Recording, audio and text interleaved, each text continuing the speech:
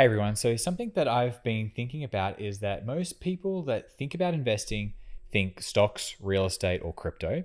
Well, actually, not in that order. When I asked a few strangers when I say investing, what does that mean? 3 out of 4 people that I asked said crypto first, then real estate second. No one actually said stocks, which is a bit funny considering that clearly that's my main investment vehicle.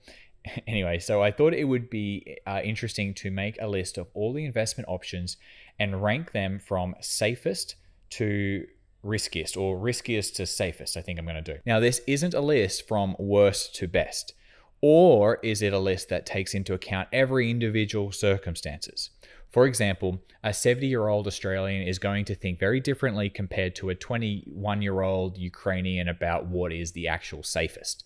This isn't about returns at all here, it's just about safety. So imagine you have to preserve wealth over a 20 or 30 year period and losing money is just not an option.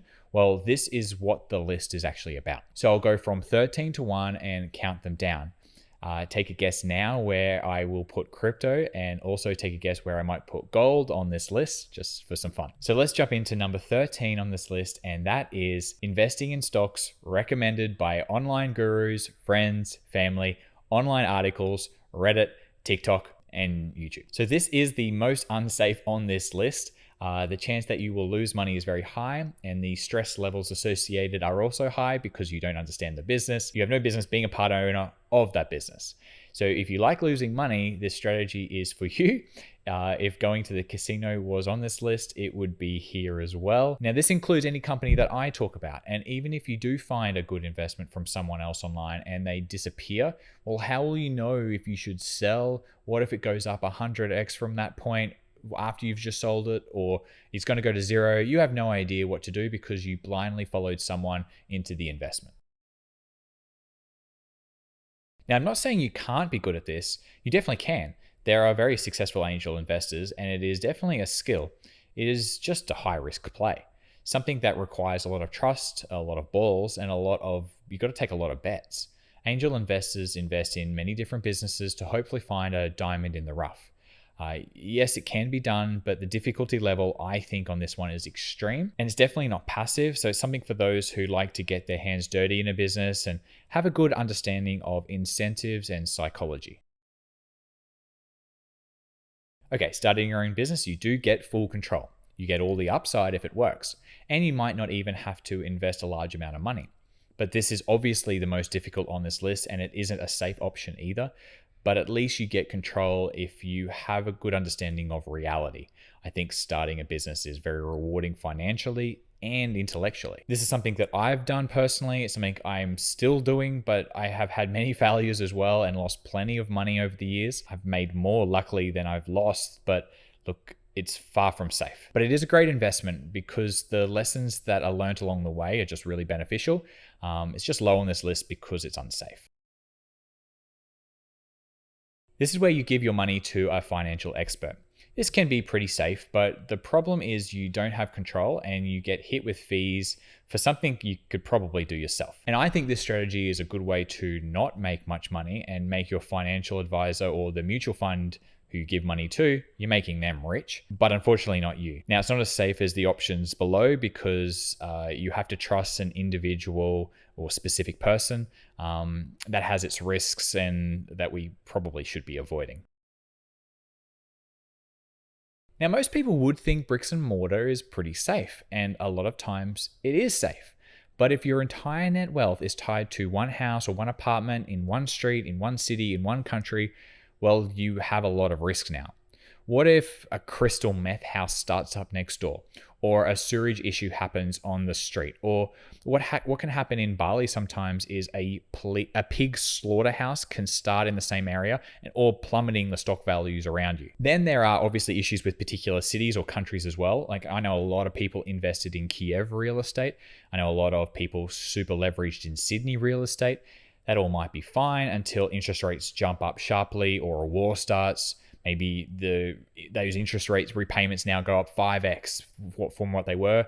And I bet your salary hasn't gone up 5x in that time. So I think having one property is actually not safe at all. Having many properties in many locations throughout the world I think is the way to have reduced risk in real estate. Plus, doing it all debt-free or with very, very low debt locked in for a long time. In that scenario, investing in real estate would be higher up this list, closer to number one.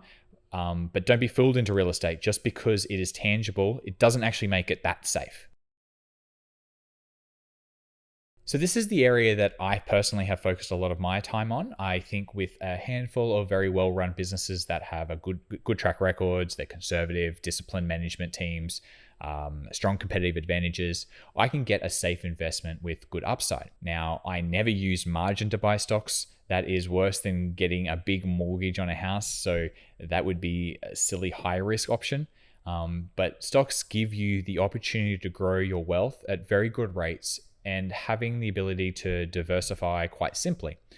You get the added benefits of being able to invest with small amounts of money too, and having the ability to pull the money out if you really need to in an emergency situation. You can't pull your money out of a house in a day or two if you have to. So most of the richest people in the world own stocks, Warren Buffett being the example here. His wealth came from owning pieces of amazing companies. I think it's also pretty accessible. The barrier to entry is low, but the skill set required, I think, to do this successfully is very high. It takes a lot of mental and intellectual training. It is not passive really at all. Even though you don't have to actually operate and work in the businesses you invest in, you really have to understand the investments, and that takes a lot of time. Now, of course, you're going to need a brokerage account to hold the investments, and it's important to get one that is super low risk. Actually, having more than one account is a good, safe idea. So I use Interactive Brokers. There's a link in the description. I highly recommend them as they are a public company themselves, so they are more transparent than some startup brokerage accounts. The broker you use is just as important as the company you're investing in. Now, if you want proof on how hard this actually is, go back and watch my early videos on the channel and compare it to my more recent videos. The difference in intellect, I think, is vast. So you have to love it, or this option is probably not for you. You have to love studying businesses. Okay, so real estate investment trusts are a combination, I think, of stocks and real estate.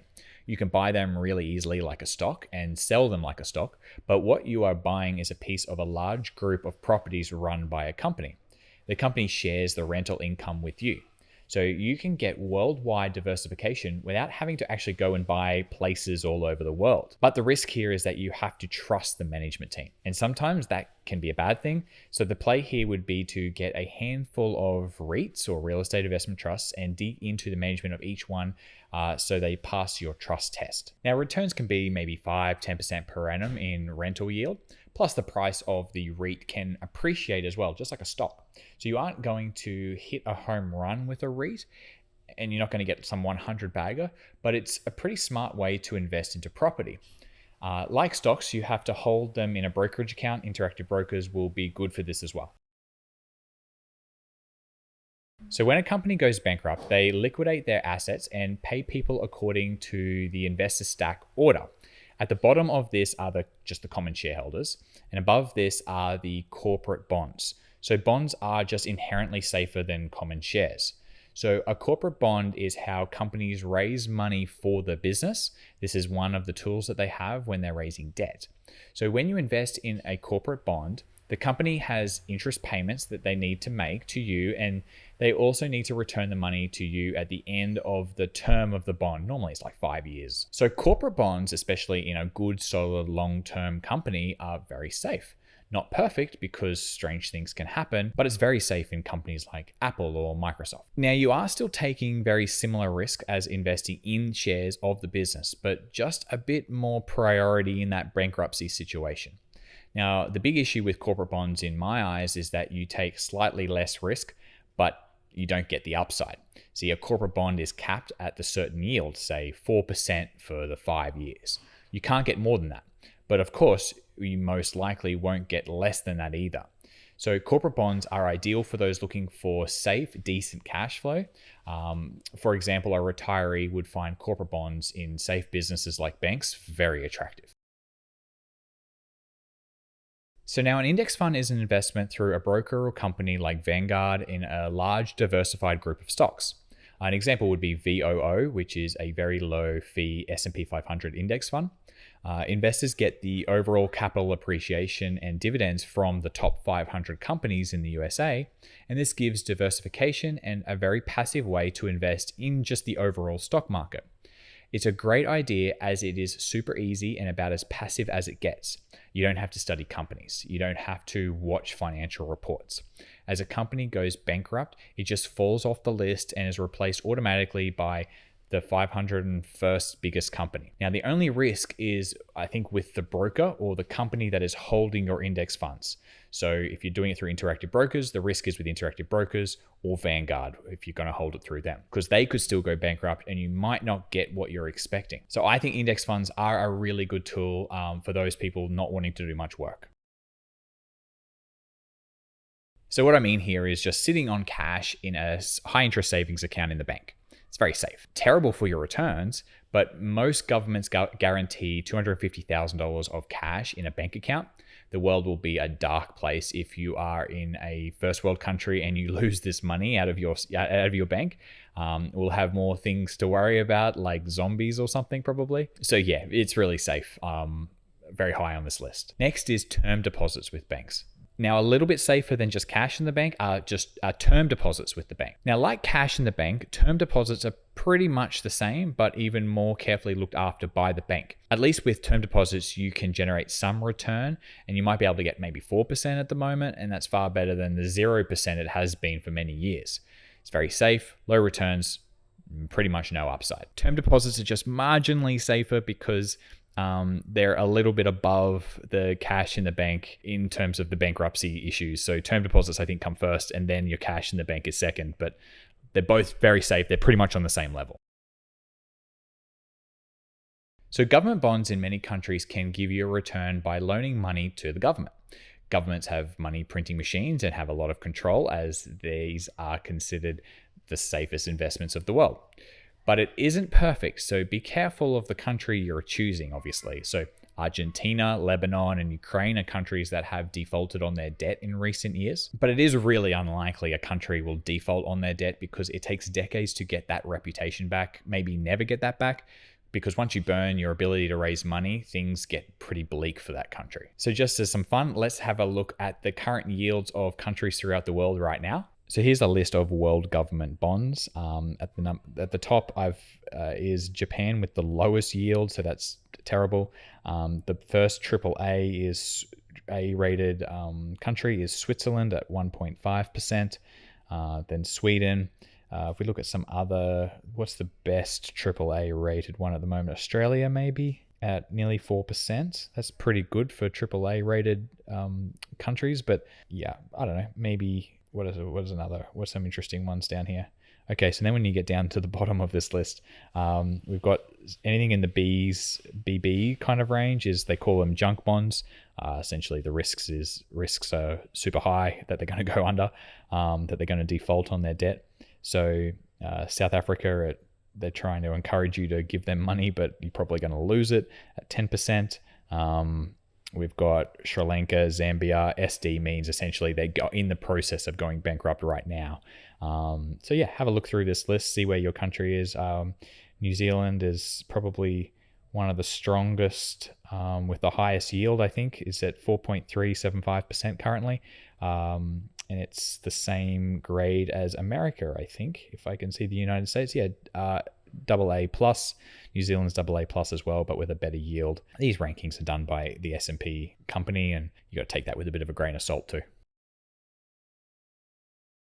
Now, even though I just showed you US bonds were only AA+ rated, US bonds are actually called the risk-free rate by many investors. See, the US has never defaulted, and if they did, well, the banks are going under and we're probably dealing with zombies or something like that. The US government has a money printer and plenty of resources and assets to sell before they would default on their debt. So in 1982, the 10 and 30-year US Treasury bonds crossed 15%, and you could have locked in 15% for 30 years. That's incredible. But you would have had some serious guts, as inflation and the world will be looking like it's collapsing.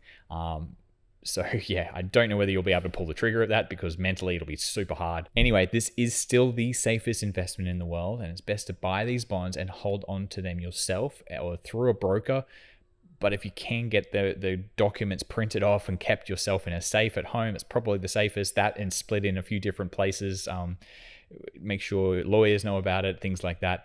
That's the safest investment you can make. Because if the broker goes bankrupt, who you're holding them through, you want those physical copies and other copies that people have. So that's the safest thing to do. All right, so there it is, the safest investments in the world. Now you might be wondering why no gold or crypto? Well, they don't qualify as an investment. Gold and crypto do not produce anything. Look at that list here. Every one of these things have a return we can calculate. The price rising or falling of gold and crypto is not investing, it is speculating. Gold and Bitcoin don't produce more gold and Bitcoin, but everything on this list produces a return in some way. See, a house produces rental income, a bond produces a coupon payment, stocks pay a dividend, starting your own business returns you a profit. Now, I know many people have made money on crypto and gold, but that isn't from good investing. It is from speculating on something that they think more people will want one day. And yes, it has worked, but it could easily not work. There is no tangible return produced by these assets. That is all they are. They're assets, not investments. There's a difference. And this isn't a list of the safest assets of the world. This is a list of the safest investments. Otherwise, I'd have things like wine and art and silver and antique cars and other things like that, because they're assets too. So sure, go ahead and buy gold or Bitcoin and it might go to $1 million. That's cool. I hope it does, as I have nothing against it. I just don't think it's an investment, which doesn't make it bad. These are assets that might be good stores of your wealth. That's a different argument. Anyway, I hope this all helps. Thanks for being here, as I appreciate all the comments, and I will see you next time.